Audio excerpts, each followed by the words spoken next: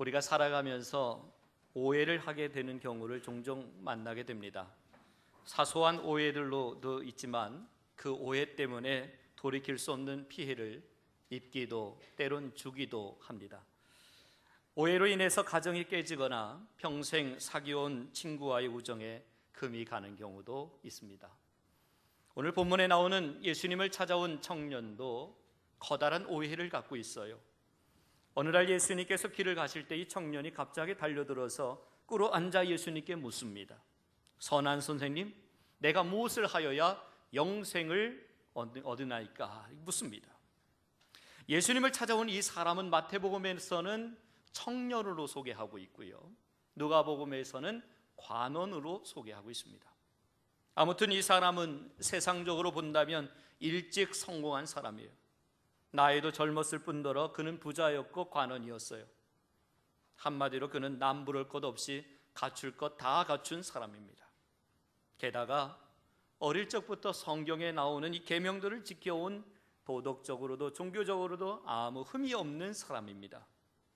충분히 세상 사람들이 부러울 만하고 장래가 촉망되는 그런 사람입니다. 그런데 인생을 충분히 즐겨도 되는 이 시기인데 그는 영적인 부분에 대해 고민하면서 질문을 해요.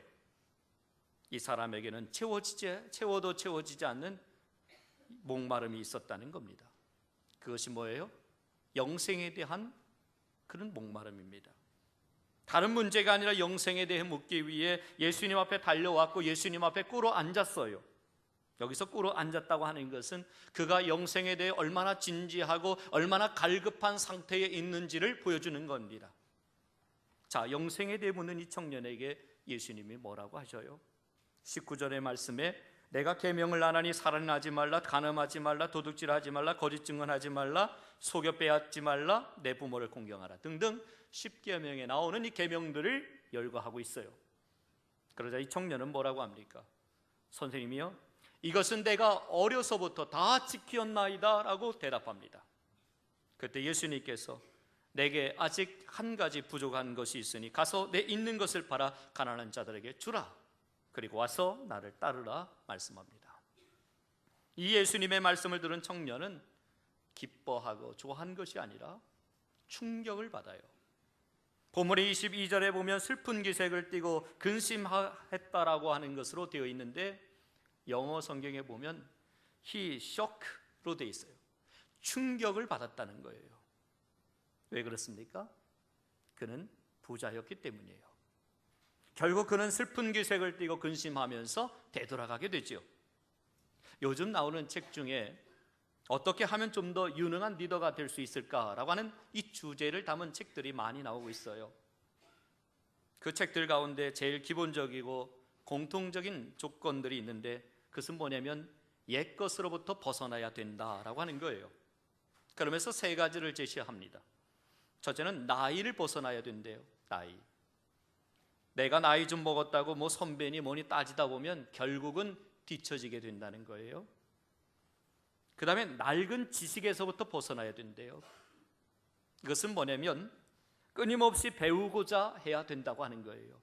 전에 가지고 있었던 지식으로 살아간다고 하는 건 있을 수 없는 일이라고 하는 거예요. 그 다음에 세 번째는 낡은 경험에서 벗어나야 된다고 하는 거예요.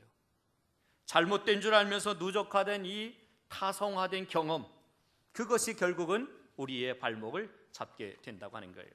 그런 거로 이 과거로부터 깨끗이 벗어나는 자만이 이 시대가 필요로 하는 리더가 될 수 있다고 하는 겁니다. 오늘 본문에서도 이 청년은 낡은 세상에서 벗어나지 못하고 있어요. 다 팔아 가난한 자에게 주라 라고 하는 명령 앞에 고민하고 있어요. 여기서 만약에 네, 그러겠습니다, 당장이라도 팔아서 주님을 위해서 내가 헌신하겠습니다 라고 말했다면 예수님께서는 뭐라고 하셨을까 상상해 보십시오. 그냥 좀 둬라 그랬을지도 모르겠어요. 왜 그렇습니까?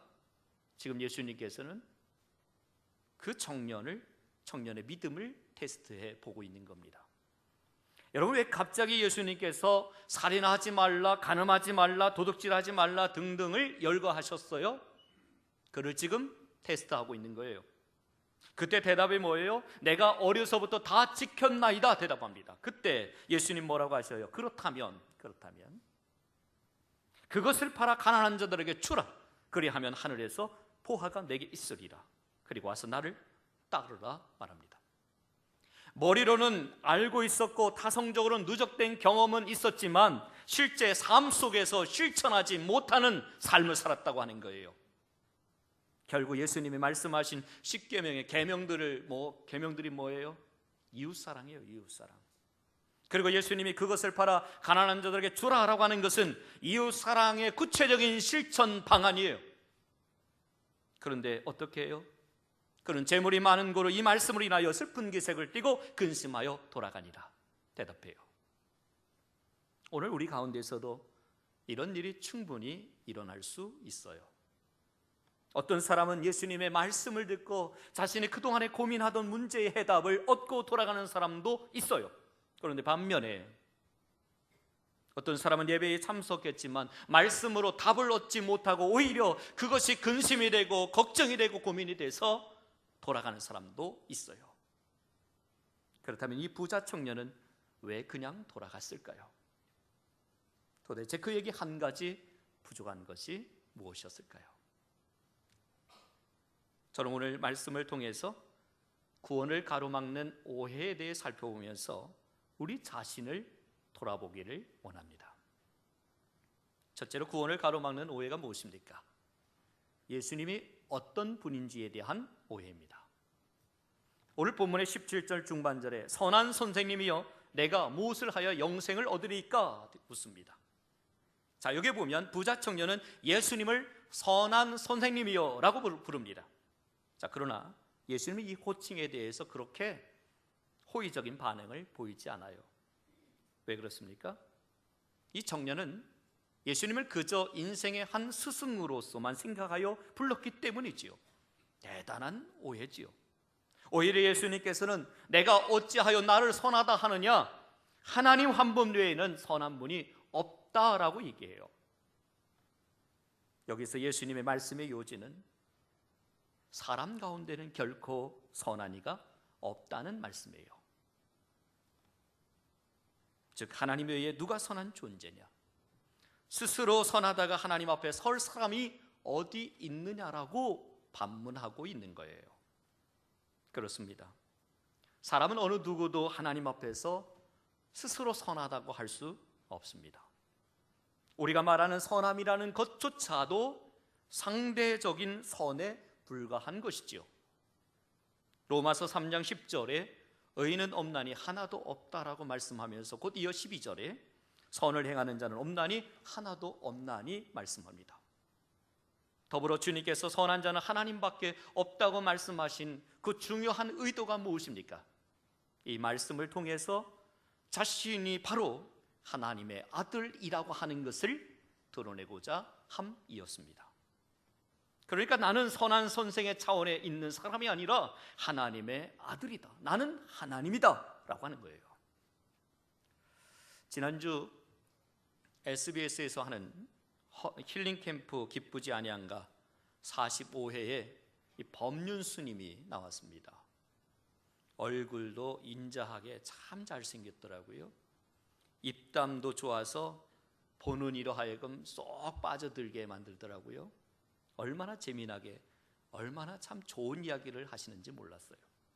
더구나 그의 삶 또한 평범치 않았지만 정말 의롭고 선하게 살아왔더라고요. 과히 칭찬 듣기에 합당한 삶을 살았던 사람입니다. 그가 하는 말에는 단지 예수님만 빠졌지 그 외에는 얼마나 선해 보였는지 몰라요. 아마 그 텔레비전 프로그램을 보며 불교의 매력을 느낀 사람들이 아마 많았을 거예요. 인터넷에 그 프로가 나간 이후에 댓글이 달려있는 것을 보았더니 이런 말이 쓰였어요. 불교가 이렇게 쉽고 좋은지 몰랐다. 그러면 너무 좋다. 그런데 오늘 본문에서 예수님 자신이 선한 인간의 한 모델이 아니라 하나님의 아들이요 그리스도라고 말을 하고자 하는 것입니다. 이것이 차이예요. 오늘날 예수님을 위대한 모델로서의 인간으로 보는 사람들이 적지 않아요.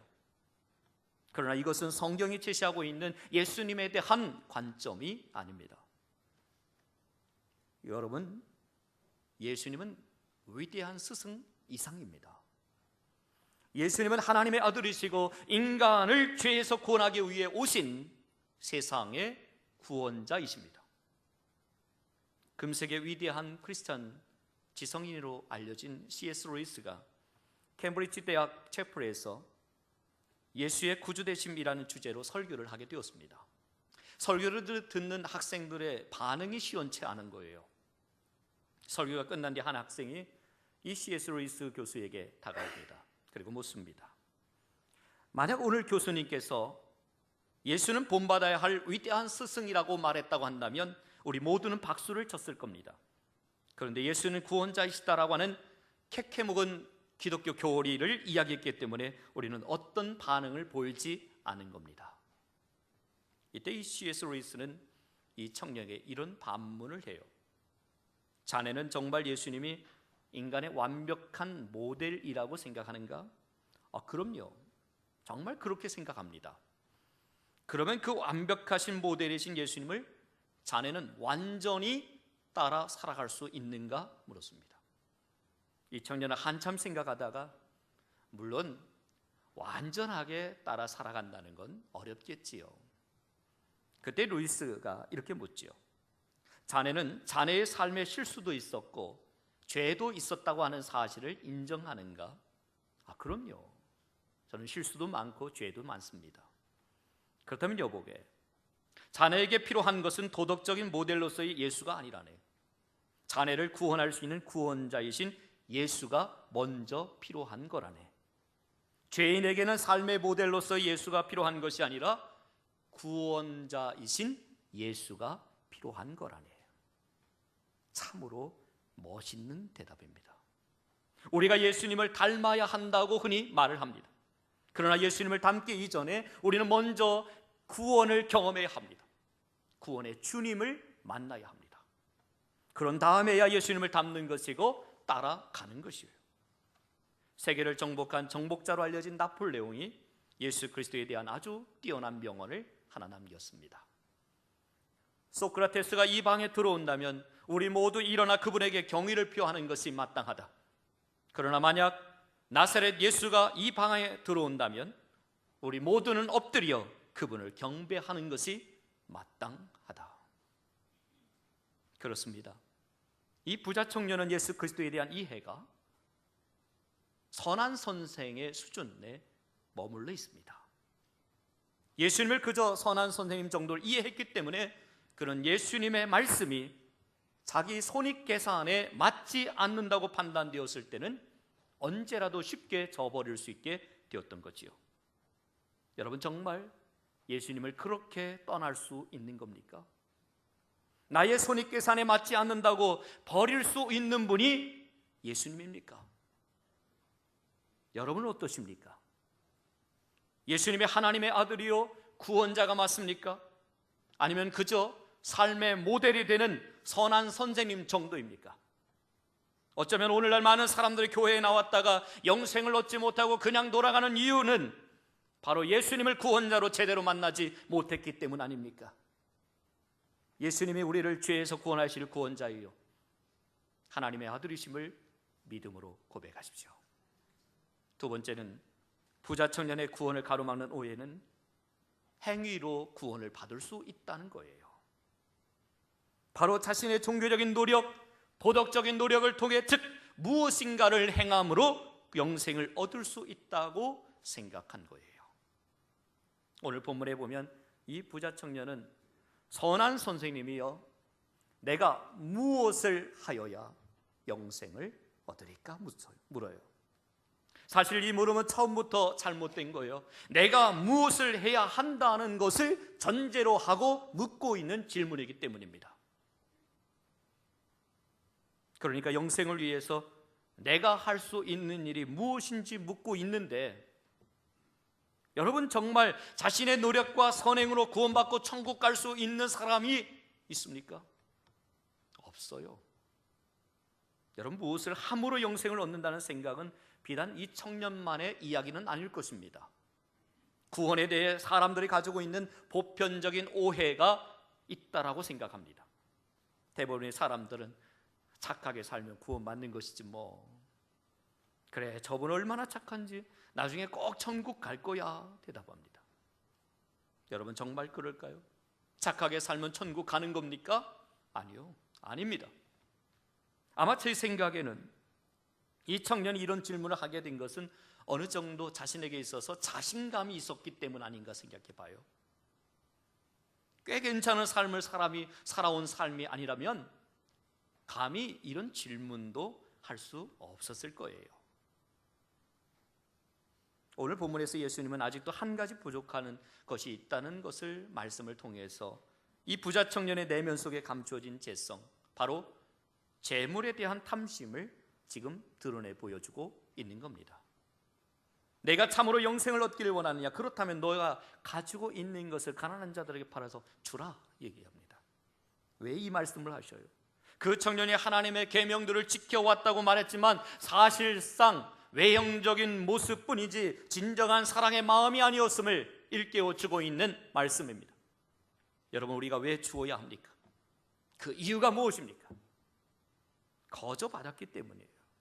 물질에 끌려다니지 않기 위해서입니다. 주는 것이 복되기 때문입니다. 무엇보다도 사랑의 원리이기 때문에 우리는 주어야 합니다. 그래서 우리가 이 세상에서 하나님보다 더 사랑하는 것들로 인하여 하나님께 다가가지 못할 때 그것을 과감히 주라고 성경은 말하고 있는 것입니다. 이렇게 예수님은 이 청년의 내면의 문제를 정확하게 보신 거예요. 비록 그가 어려서부터 계명을 잘 지키고 종교적인 열심도 가졌지만 그럼에도 불구하고 그의 내면 중심에는 하나님보다 세상을 더 사랑하는 마음이 있었던 겁니다. 언제든지 자신에게 이익이 안 되면 주님 또한 저버릴 수 있는 사람이었다고 하는 거예요. 어쩌면 주님은 마치 이 청년에게 이렇게 말씀하고 싶었던 모양입니다. 내가 지금까지 계명을 지키고 살아온 것은 참으로 잘한 일이다. 그렇지만 그래도 내 마음속에는 여전히 탐심이라는 것이 있지 않느냐? 너도 역시 하나님의 은혜로 구원받아야 하는 죄인이라고 하는 겁니다. 그렇습니다. 이 부자 청년은 비록 그가 어려서부터 계명들을 지켜왔지만 그럼에도 불구하고 하나님의 은혜가 필요한 죄인이었습니다. 겉으로는 계명을 잘 지켰지만 그의 마음속에는 재물에 대한 탐심으로 있는 죄인이었습니다. 혹 다른 사람보다 좀 착하게 보일 수는 있을지 몰라도 하나님 앞에서는 여전히 죄인입니다. 죄에서 자유할 수 있는 사람은 아무도 없어요.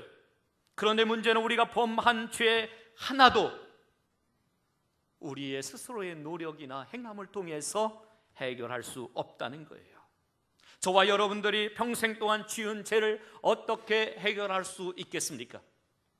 얼마나 착한 일을 하면 우리가 지은 죄에 대해서 사해질 수 있을까요? 아닙니다. 죄인이 아무리 노력한다고 해도 이미 지은 죄에 대해서는 해결할 방법이 없는 거예요.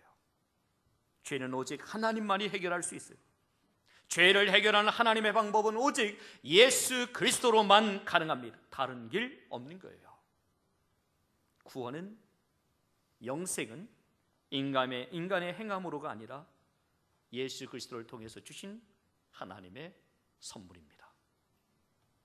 그러므로 내가 선하게 살면 구원받을 수 있을까 생각한 이 청년은 완전히 잘못된 생각을 하고 있는 거예요. 그렇습니다.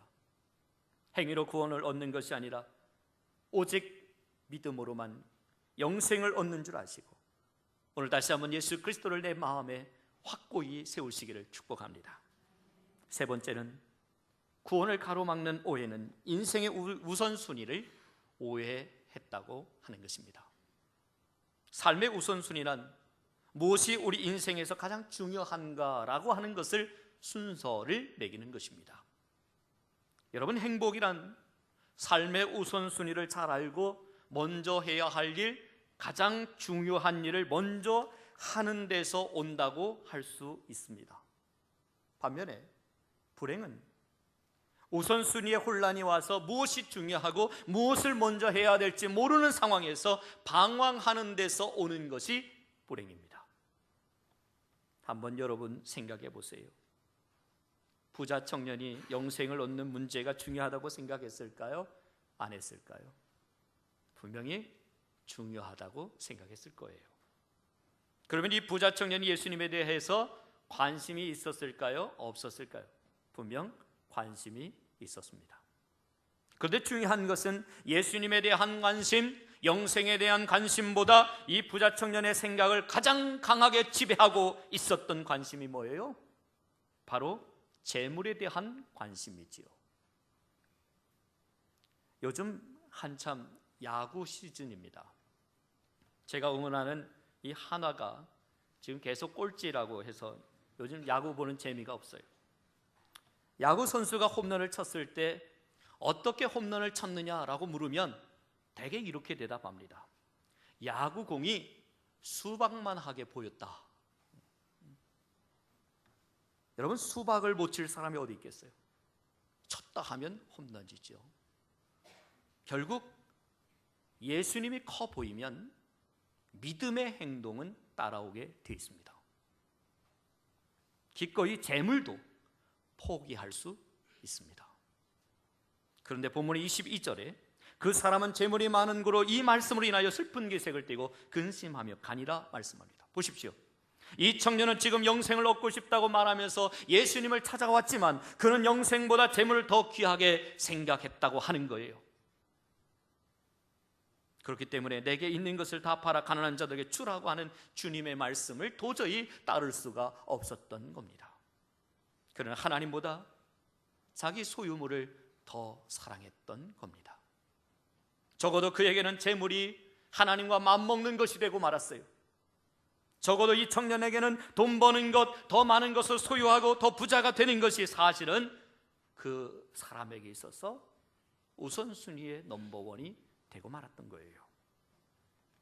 우선순위에서 예수님은 밀려났고 우선순위에서 영생의 문제가 밀려나게 된 겁니다. 여러분, 무엇이 정말 가치 있는 것인지 한번 보세요. 재물입니까? 영생입니까?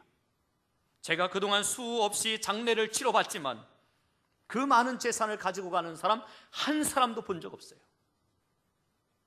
물론 돈이 있는 분들은 좋은 리무진 차를 타고 가고 돈이 없는 분들은 장이버스에 실려 가더라고요. 꼭 기억하세요. 무엇이 정말 가치 있는 것입니까? 옛말에 공술에 공수가라는 말이 있어요. 빈손 들고 왔다가 빈손 들고 가는 거예요. 너무나 잘 아는 말이지만 이 말의 뜻을 잘 아는 만큼 담담하게 세상을 살아가는 사람 그렇게 많지 않는다고 하는 거예요. 교회 안에도 이런 모습으로 신앙생활하는 분들이 많아요. 열심히 교회에 출석하면서도 우선순위의 혼란을 겪고 있는 사람들이 많아요. 예수님이 중요한지도 알고 교회를 가까이 하고 기도하는 일이 중요한지도 알고 있지만 삶의 우선순위에서는 늘 믿음 생활이 돈보다도 직장보다도 친구보다도 늘 뒤로 밀려나요. 결국 나중에 하는 것, 시간 나면 하는 것으로만 이해해요. 저는 묻고 싶습니다. 여러분에게 있어서 예배는, 그리고 기도하는 것은 여러분의 우선순위에서 몇 번째입니까? 혹시 이 부자 청년처럼 예수님도 영생도 중요하지만 내 인생의 우선순위는 역시 돈이라고 생각하고 살아가진 않으십니까?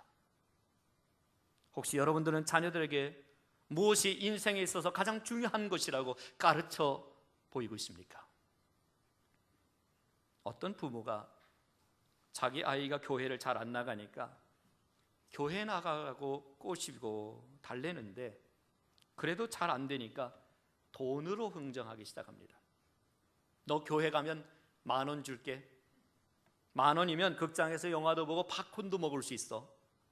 그랬더니 아이가 정말이야 엄마? 그럼 약속해. 그리고는 아이가 교회를 가겠다고 하는 거예요. 교회 가는 아이의 손에 엄마가 1,000원을 쥐어줍니다. 그러면서 하는 말이 헌금해. 이때 이 아이가 받은 메시지가 뭘까요? 아, 교회는 1,000원짜리, 극장은 10,000원짜리입니다. 지금 엄마는 아이에게 우선순위의 혼란을 가져다 주고 있는 것입니다. 또 많은 부모들이 지금은 공부하고 나중에 대학 들어가면 교회 가. 마치 공부가 인생에서 제일 중요한 것처럼 가르쳐 봅니다. 그러다가 나중에 후회하는 부모 많지요. 자녀들이 신앙생활 하지 않아서 눈물 흘리는 부모들 참 많이 봤습니다. 사랑하는 여러분, 구원의 문제보다, 영생의 문제보다 더 중요한 것이 세상에 그 어떤 것이 있습니까? 아무리 돈을 많이 벌고 성공한다고 해도 구원을 얻지 못하면 지옥 가는 겁니다. 그러나 오늘날 많은 사람들은 본문에 나오는 이 부자 청년과 다를 바 없어요.